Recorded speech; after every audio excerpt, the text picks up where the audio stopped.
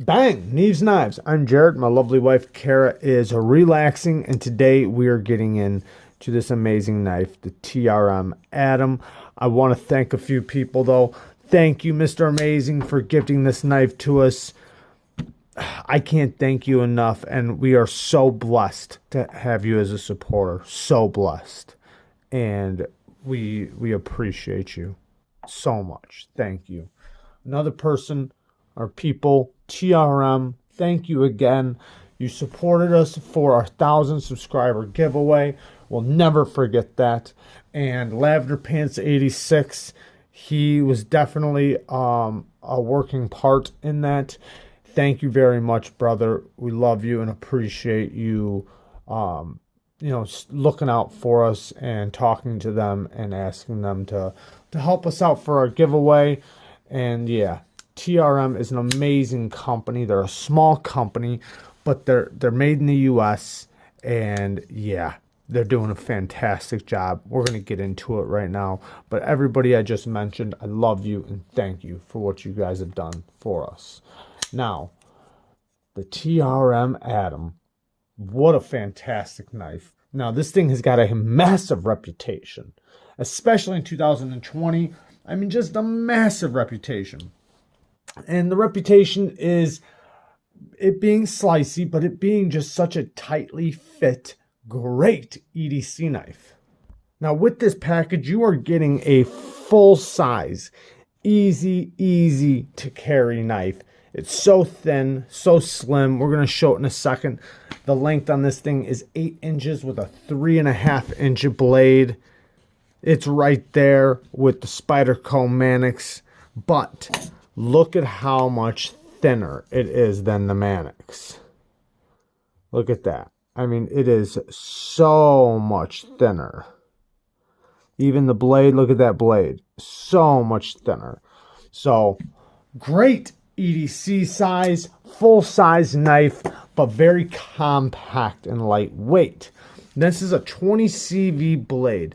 Drop point blade, flat ground. It's not crazy thin behind the edge. We'll talk about that in a moment. But it's just a great package. And this thing slices like a dream. It really does. It cuts very well. Now, is this a missed opportunity for them to make this thin behind the edge? Yes, it is. It is. They could have went thinner behind the edge, and that would have increased this thing a lot. A lot. But I haven't sharpened this thing. This has one of the best factory edges I've ever seen. Not only was it ridiculously sharp. Now, when I get a new knife and it has a factory edge, I tend to strop it just a couple times and I see how it does. This one, after stropping, was able to whittle a hair. I haven't seen that too often from factory edges. Not very often, but this one could. Not only that, I've been using it, and I have yet to have had to sharpen it. Most knives, I, by now, would have had to have sharpened. So, I'm not saying that this, I have no idea, right? I haven't sharpened it yet. I haven't put it across the stone yet, and I feel bad that I haven't done that yet, because normally I like to do that. I want to feel that steel on the stone. But it doesn't need it yet. And as much as I've used it, normally I would have felt nicks by now. I feel nothing. So possibly all that says is that the edge was not burnt on this thing. It had a great factory edge, and I'm very pleased with that. The sharpening choil is done exactly how I want a sharpening choil done. I mean, this is a good sharpening choil. All the knife companies out there, take note. That's how you do a sharpening tool. I'm going to zoom in for all you guys. See this? That's the plunge grind right there. The end of the plunge grind is right where my nail is. Not right there, right there. But look at all that. They left meat on the bones. I love it. Fantastic. Nice and thin, like I keep saying. And then look how tight it is in there. This thing is running on phosphor bronze. So you can see how tightly fit everything is in there. Titanium liners, carbon fiber scales that have like a, it's like a star pad, or no, it's like a feather. That's what it is. It's like, yeah, like a feather or like a wing. You can see the milling. Little fuzz. It looks fantastic. Now these scales are kind of special because you can change them without taking out the pivot. You just take this screw out and this screw out, and it just pops right off. The pivot will stay in place. You don't have to take apart the knife, and you can slap a new scale on there. That's amazing. Very easy to deal with. The clip, nice deep carry clip, titanium clip, and the back spacers are they're standoffs, but they put 3 of them, which I do like because this is such a light, compact knife. I like that they put 3 of them. It just adds to the strength. There is liners, and that's why you can take the scales off without taking out the pivot, because they made the hole right here a bigger hole to where it goes around the pivot, which is awesome. Okay, now the action. This action is great. The detent, very crispy. Not crispy, very good, well tuned. Exactly what you want for thumb studs. And another thing that makes it awesome is the thumb studs. Look at the thumb studs. They kind of have like a shelf on them. So this little peak, or like the shelf that you see how it's like a cone, that kind of grabs your skin right underneath your nail. And it makes it to where you can just like rub it and it'll snag. See how it's like catching? I like that. And it's not bad. Now they do have rubber bands to go around those if you don't like that, which I love it. I don't see how anybody wouldn't love these thumb studs, but you can get rubber bands on them and then they are even more comfortable, I guess. So the action is amazing. Thumb for the thumb, plenty of access to the thumb stud, and it just flies out.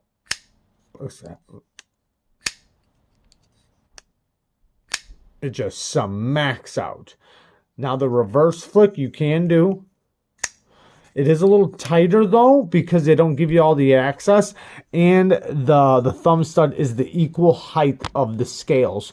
So when you go like this, you're not going to be able just to catch it and do it because it's the same height, so it's smooth on the top.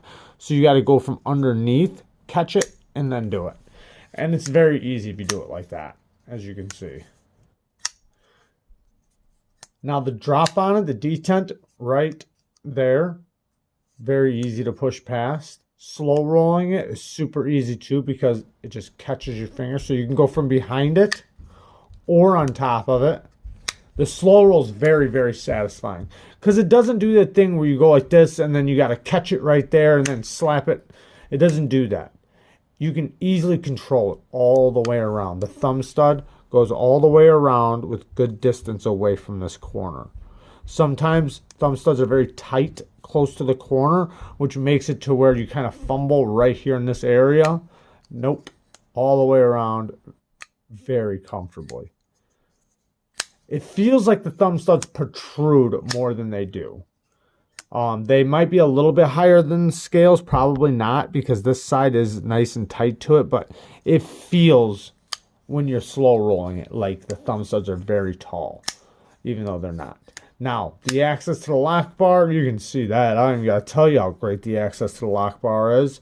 And the drop, I can tell that this thing is going to get very smooth. Now, it's not a drop shutty knife, but it's not supposed to be. It's a very light blade. But I can tell in a couple weeks, this thing will be even more broken in. It has just gotten so much smoother than when we first opened it up. Loving it. And I only oiled it once. I'm letting it go dry so that the phosphor bronze washers really break in. Now, what are some bad things? And then we'll talk about a couple more good things. So, some bad things. There's really nothing here that's bad. I just want to say that right now, right off the bat. There's some things they could have done. So they could have put flat screws here. I would have preferred that. Okay, but it's not that big of a deal because the clip works amazingly well. Okay, the clip is pretty tall though. So in the hand, you know, this isn't a knife that's supposed to have amazing ergos. It's not a thick knife. So it's not a hard use knife, and it is thin in the hand, and it is a little sharp around the edges. The edges could have been knocked down a little bit, but the thinness is the beauty of this knife. So I'm okay with that. And it cuts so good that I'm okay with the ergos, even though the ergos, I mean, just holding it, it's great. It's amazing. But when you really got to squeeze this thing and push it through some materials, I mean, this gets sharp. It gets sharp back here. I can feel the clip like, whoa. Because, I mean, look at how thick the clip is. It's thicker than the scales. Or it's about as thick as the scales. So imagine it, you know. But it's kind of the beauty of this knife because it's so thin and so lightweight, and you have a full-size package. Now, there's really nothing else I would say that's bad or not that great. I would prefer T8s, but I understand why they did it because it's just to remove the scales. Not that big of a deal. It really isn't. But, you know, I like T8s better than T6s. The one thing, you know, with the geometry, it's not that big of a deal because it cuts so well. But they had such an opportunity here to go 15 thousandths behind the edge. It's 20 thousandths behind the edge, which is the same thing as like a PM2 or a Manix or something like that. Let's look at the blade stock thickness again. Look at the blade stock thickness. The tip is about the same. I think they're basically the same. And you see it's the same up to about right here on the Manix. And then the Manix starts getting thicker. Maybe the Manix is thicker all the way across the board. But they have the same thickness behind the edge. So I do kind of wish they would have taken advantage of that and maybe just a little bit thinner. 15 thousandths would have been great. 12 thousandths would have been better because this isn't a strong knife. This isn't a hard use knife. This isn't that kind of knife. So it's not a big deal to me for the blade to be a little weaker because that would be the only sacrifice, right? The cutting performance would go through the roof, but the strength of the blade itself would go down, which I'm okay with because this isn't that kind of knife anyways. So it makes sense. Now, these don't have a steel lock bar insert or anything like that. It is a titanium liner, a carbonized titanium liner. That's awesome. I love it. It's locked up rock solid. I love the action. The stop pin is a little small, but it doesn't really need to be big because this is a light blade and everything else is so skinny and small.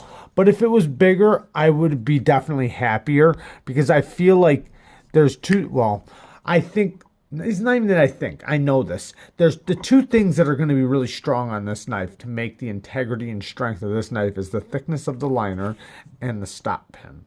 Well, the thickness of the liner is great. It's almost as thick as the blade. And the lock face geometry, I was worried about that because I was looking at it like, man, it looks like it's about to be all the way 100%. No, it's perfect. The lock face geometry is great. It literally is perfect. Let me wipe it really quick. Look at that geometry. It has a nice shelf on there. So I don't think that it's going to move itself over. I think it's going to stay right there. So we'll see how that goes, but I'm pretty sure it's just going to stay right there. It doesn't look like it can really move over. But a bigger stop pen would have just made this thing look so much stronger and tougher. Is it a big deal? No. Is it a bad thing? No. Is it me just wishing, or thinking like something that I would have liked? Yeah, that's it. There's no bad here. So this knife is so amazing. I love that I can get so close to the blade right here. It just makes it to where I can get so tight to that blade. I can use every bit of this blade when cutting. Even the thumb studs, I know they are, you know, like lined up with the edge, but that doesn't bother me because I freehand for one. But even when I'm cutting with it, I haven't felt anything hit those. So I can't complain about it unless if it's really hindered my cutting, and it hasn't. This thing's amazing. I love this knife, and it's so thin, compact, lightweight, fit and finish is done right. They do great knives. I'm really impressed with this knife, and it's only a couple $100. The hard part is getting a hold of them because they have such a small shop, but they are trying to pump them out as fast as they can. They do them in batches, so if you want one, you can definitely get one. You just got to pay attention a little bit and watch for when they drop. I don't know if they have any available right now. They might. I'm not sure. But I do know this is a knife that's sweeping the nation. Not just this one, the Neutron too. So there's this one, the Neutron, and then they have a couple other knives. But I think it's this one and the Neutron that are getting the most attention. Which, as they should. I wonder if I can flick off of that logo. My thumb's messed up.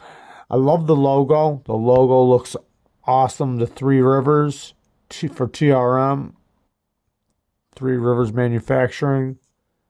What a badass knife. Thank you guys for watching. Thank you everybody who was involved. And, well, thank you Mr. Amazing. Thank you TRM for the giveaway knife for our 1,000 subscriber giveaway. When we, you know, hit 1,000, that was a huge mile marker, and we just hit a new mile marker, so you guys better watch for that new giveaway. And thank you, Lavender Pants. I love all you guys for watching. Peace.